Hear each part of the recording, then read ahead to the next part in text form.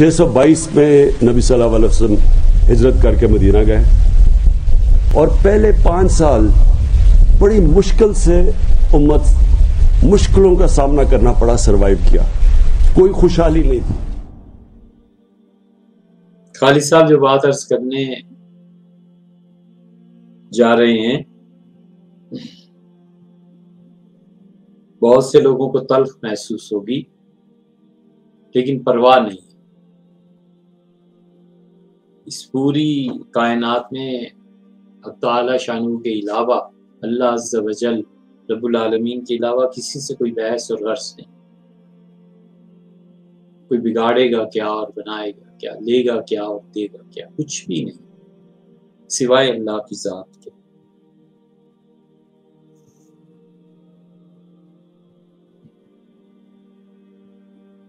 یہ جتنی اس قسم کی باتیں ہیں نا کہ ریاست مدینہ 5 سال، یہ اس طرح سوالات آ رہے ہیں جیسے ساون بھادو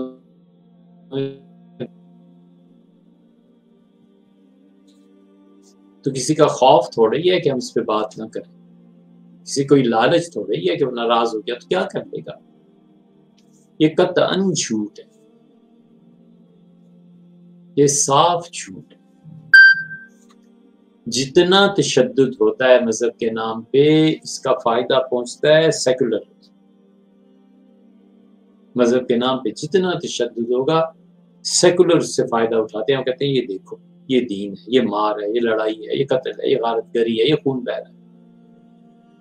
یہ اتنی شادیاں، یہ اس لیے مذہب کے نام پہ تشدد کرنا سیکولرزم کو فائدہ پہنچاتا ہے۔ اور حضرت رسالت مآب صلی اللہ علیہ وسلم پہ جھوٹ بولنا منکرین حدیث کو فائدہ پہنچاتا ہے۔ جھوٹی حدیثیں بیان کرتے ہیں، ہم جیسے لوگ اس کی کیا تعویل اور توجیہ کریں، بالکل جھوٹ بکتے ہیں۔ کل بات ہی نا ابوبکر رضی اللہ عنہ نے ٹاٹ پہنا، فرشتوں نے ٹاٹ کا لباس پہننا شروع کیا، سب ایک سے ایک بڑی گپ اور جھوٹ ہے۔ اب ہم سے کوئی جب پوچھتا ہے کہ کس طرح ٹاٹ پہننا اور کیا یہ چیزیں، کیا اسے بتائیں؟ ہے ہی جھوٹ، ہم کیوں جھوٹ کی تعبیر کریں؟ حضرت رسالت مآب صلی اللہ علیہ وسلم مدینہ منورہ میں پہلے 5 سال جو تھے، اس میں ریاست مدینہ کو بہت سی مشکلات کا سامنا کرنا پڑا۔ کوئی پوچھے کہ حضرت آپ ہیں کون جو یہ بات کرتے ہیں؟ سیرت طیبہ آپ نے پڑھی کتنی ہے؟ یہ سٹیٹمنٹ آپ دے کیسے سکتے ہیں؟ یہ بالکل اسی طرح ہے جیسے میں اٹھ کے بولوں کہ کرکٹ پاکستان میں ایسا ہونا چاہیے اور فیوچر یہ ہونا چاہیے۔ بچے بھی ہنسے گیا، تمہاری اوقات کیا، تم جاؤ اپنی کتابیں جو پڑھنا ہے پڑھو، کرکٹ سے تمہارا کیا تعلق؟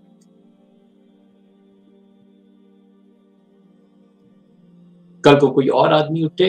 اور وہ کہے کہ مجھ سے پوچھا کرو آپ کہ میڈیکل کیا ہے، پوچھے صاحب آپ کیا کرتے ہیں تو کہ میں چھابڑی لگاتا ہوں۔ کدھر کھو گئی ہے لوگوں کی عقل؟ حضرت رسالت مآب صلی اللہ علیہ وسلم نے مدینہ منورہ میں ریاست قائم کی تھی پہلے 5 سالے میں، اس لیے کہ یہ زوم ہے، اور مذہبی رہنماؤں نے انہیں یقین دلایا ہے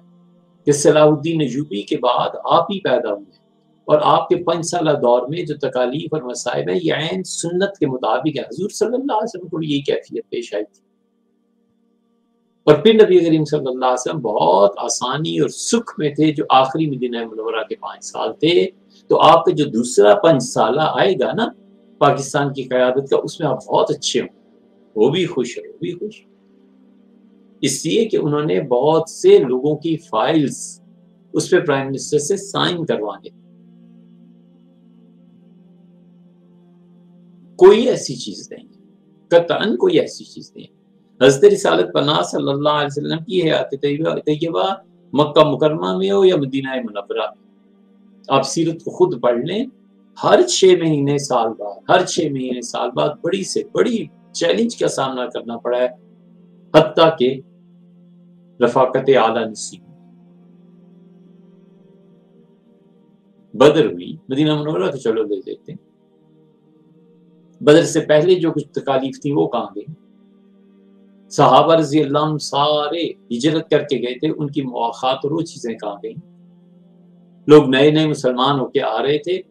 اور ان کے لیے رسول اللہ صلی اللہ علیہ وسلم کا 24 گھنٹے تعلیم میں کھپے رہنا، اپنے آپ کو بالکل کھپا دینا ایک طرح کا پیغام بھیجتے تھے کہ عشاء کے بعد آدمی تم سے بات کرنی ہے بیٹھے،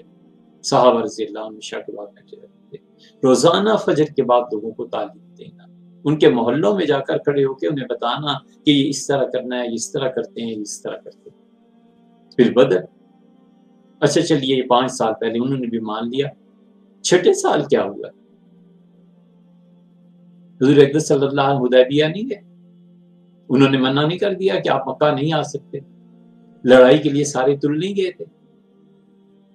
دو طرفہ باتیں، ایک طرف رسول اللہ صلی اللہ علیہ وسلم فرما چکے ہیں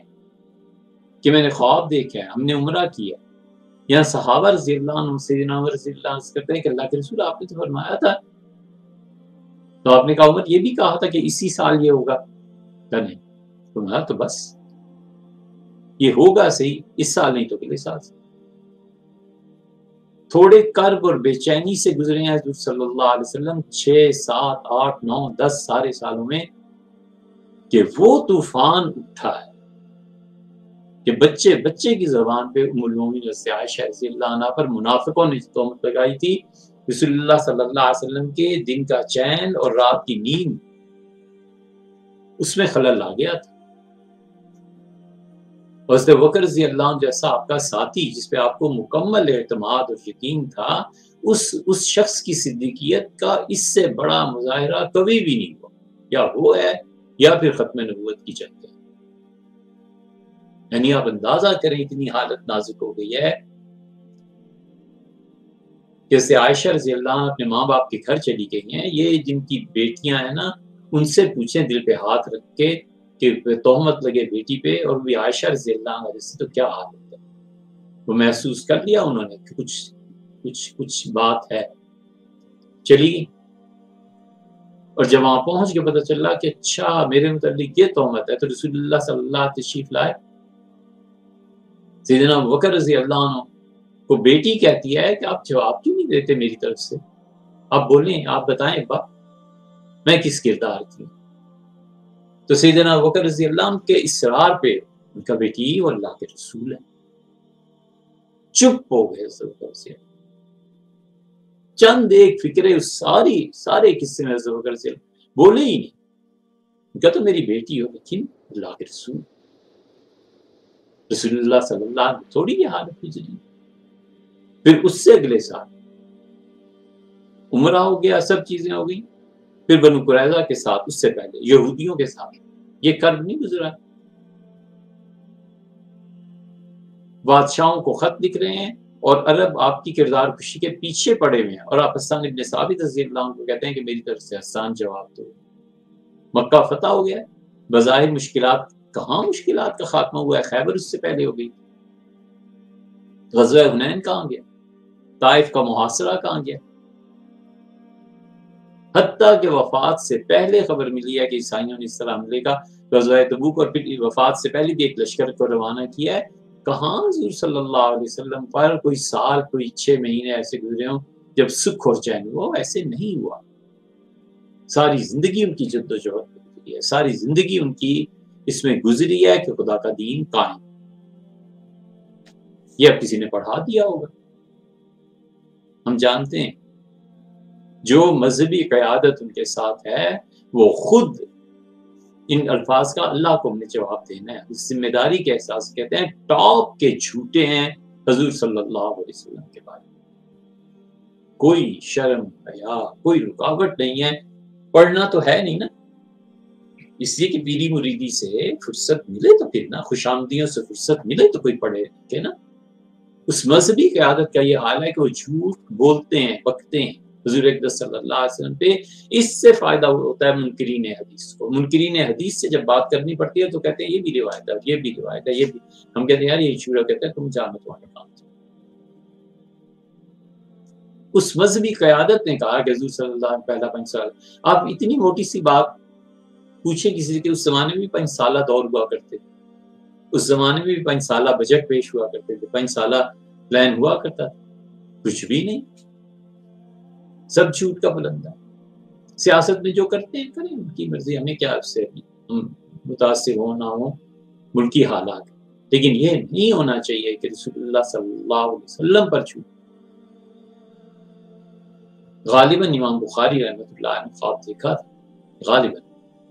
یا ایک اور بڑے محدث سے انہوں نے دیکھا تھا کہ رسول اللہ صلی اللہ علیہ وسلم کی جسد اطہر سے وہ پنکھا چل رہے ہیں، مکھیاں اڑا رہے ہیں۔ تو انہوں نے اس کی تعبیر پوچھی، انہوں نے کہا اللہ تعالیٰ تمہیں اس مقام تک لے جائے گا کہ تم رسول اللہ صلی اللہ علیہ وسلم پر جو لوگ جھوٹ بولیں گے ان کے جھوٹ کو ہٹاؤ گے۔ ہمیں صرف اور صرف رسول اللہ صلی اللہ علیہ وسلم پہ غیرت آتی ہے، جو نہیں کہا نہیں کہا، نہ کہیں کہ انہوں نے کہا، بس اتنی سی بات اور کچھ نہیں۔ ڈالر کہاں جا رہا ہے تو فلاں کہاں، ہمیں کیا پتا یار، کریں جو کچھ بھی کرنا ہے، صرف اتنی درخواست ہے حضور اکرم صلی اللہ علیہ وسلم جھوٹ نہ بولے، لوگوں کو مذہب کے نام پہ دھوکہ نہ دے۔ یہی وہ چیز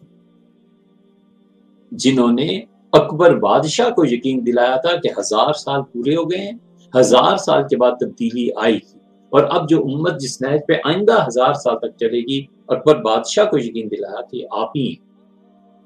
آپ کا نام کتابوں میں آیا، آپ اس دین میں تغیرات کو پیدا کریں۔ تو اکبر بادشاہ اسی نالائق مذہبی قیادت سے بگڑا تھا، حتیٰ کہ حضرت مجدد الفسانی رحمۃ اللہ علیہ نے مکتوبات شریف میں لکھا ہے کہ اکبر کی گمراہی میں پورا کردار ان اس زمانے کے برے مولویوں کا، علماء سو کا، جا کے پٹیاں پڑھاتے ہیں کہ آپ اس اعتبار سے اتباع سنت میں، اس اعتبار سے۔ تو اکبر بادشاہ جو ہمیشہ جمعرات پوری رات گزارتا تھا علم کی مجالس میں، علماء بیٹھتے تھے، باتیں کرتا تھا، گفتگو کرتا تھا، یہ جد و جہد شروع ہوئی کہ میں بادشاہ کے زیادہ قریب بیٹھوں۔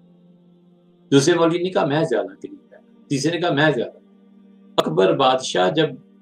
فجر جمعے کی اس کے بعد مجلس برخاست ہوتی تھی تو علماء کے جوتے سیدھے کرتا تھا۔ یہ عبدالقادر بدایونی نے تاریخ میں لکھا، عبدالقادر بدایونی کا نسخہ تاریخ کا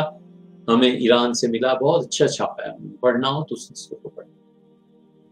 ہمارے حضرت شیخ ابوالحسن علی ندوی رحمۃ اللہ علیہ نے تاریخ دعوت و عزیمت کی 4تھی جلد میں یہ سب حالات بیان کیا، آپ پڑھیں گے۔ اور پھر وہ دن بھی آیا جو اکبر بادشاہ جوتے جن کے سیدھا کرتے تھے، ایسی بحث اور شور اور پکار بلند ہوا کہ اکبر نے کہا یہ میرے سامنے یہ سب کچھ کیا ہوا،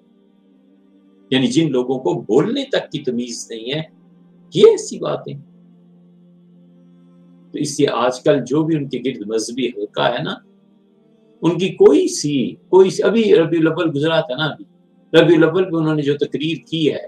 کہ حضور اقدس صلی اللہ علیہ وسلم ایسے اٹھے، ایسے پیدائش کے بعد ایسے ہاتھ بلند کیا، اور یوں رسول اللہ صلی اللہ علیہ وسلم کا دایاں ہاتھ بڑھا، حیران ہوتا ہے انسان کہ یا اللہ یہ کیا کر رہے ہیں۔ یہ سب چیزیں اسلام کی بدنامی کا باعث ہے۔ ہماری اگلی نسلیں پوچھیں گی اور پوچھتی ہیں، وہ کہتی ہیں چند دن کا بچہ ہے یہ کیسے ہو گیا تھا، دینا جواب اس کا، ہم کہتے بیٹے ہوئے ہی نہیں تھا۔ وہ کہتے ہیں آپ کی ماں نے، اس کی ماں نے، یہی چیز ان کے ساتھ جا کے جو کچھ کسی نے کان میں کہہ دیا اور یقین دلا دیا کہ آپ جو کچھ کر رہے ہیں حضور اقدس صلی اللہ علیہ وسلم کے ساتھ بھی یہی پیش آیا تھا، آپ اتباع سنت پہ چل رہے ہیں، تو یہ سب ضلوا، خود بھی گمراہ ہیں اور اسے بھی گمراہ ہیں۔